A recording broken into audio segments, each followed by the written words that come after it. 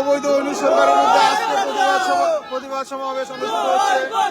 বাংলাদেশে ক্যাঙ্গারু কোর্টের মাধ্যমে যে রায় প্রদান করা হয়েছে, এ রায় ব্রিটেন প্রবাসী বাঙালিরা মানে না, মানব না। এই রায়ের বিরুদ্ধে, এই ষড়যন্ত্রকারীদের বিরুদ্ধে আন্দোলন সংগ্রাম শুরু হয়েছে। এক দফার আন্দোলন।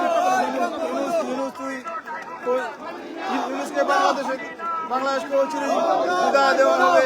এই ক্যাঙ্গারু কোর্টের রায় বাংলার জনগণ মানবে না, মানবে না, মানবে না। জয় বাংলা, জয় বাংলা।